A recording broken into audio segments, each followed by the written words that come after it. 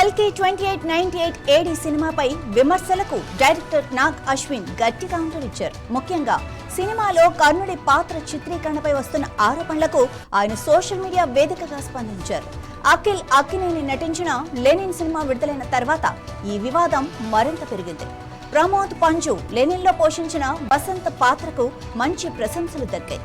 ఆ పాత్రను కర్ణుడితో పోలుస్తూ కల్కిలో కర్ణుడిని సరిగ్గా చూపించలేదని నెటిజన్లు కామెంట్స్ చేశారు. దీంతో నాగ్ అశ్విన్ మహాభారతం చదవాలని సూచిస్తూ వివేక్ దేవ్రాయ్ అనువాదంలోని ద్రోణవధ పర్వం నుంచి ఒక పేజీని షేర్ చేశారు. అందులో శ్రీకృష్ణుడు అర్జునుడితో కర్ణుడిని ప్రశంసించిన మాటలు కూడా ఉన్నాయి.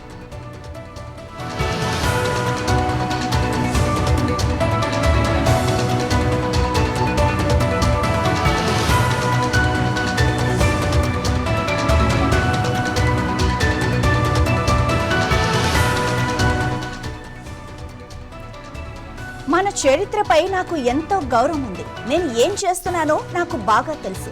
కల్కి పార్ట్ 2 కోసం ఎదురు చూడండి అని నాగ్ అశ్విన్ ధీమాగా చెప్పారు. ఈ వ్యాఖ్యలు ఇప్పుడు సోషల్ మీడియాలో వైరల్ అవుతున్నాయి. ముఖ్యంగా వెయిట్ ఫర్ పార్ట్ 2 అనే మాట సీక్వెల్ పై అంచనాలను పెంచేస్తుంది.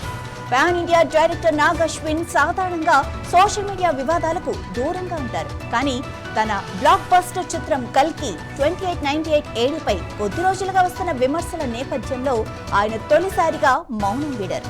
10వ తేదీన విడుదలైన Akhil Akkineni Lenin cinema box office వద్ద విజయవంతంగా దూసుకుపోతోంది. ఈ చిత్రంలో కన్నడ నటుడు ప్రమోద్ పంజు పోషించిన వసంత్ పాత్రకు ప్రేక్షకుల నుంచి మంచి ప్రశంసలు దక్కాయి. ఆయన నటనను కొనియాడుతూ ఒక నెటిజన్ సోషల్ మీడియాలో పోస్ట్ చేశారు.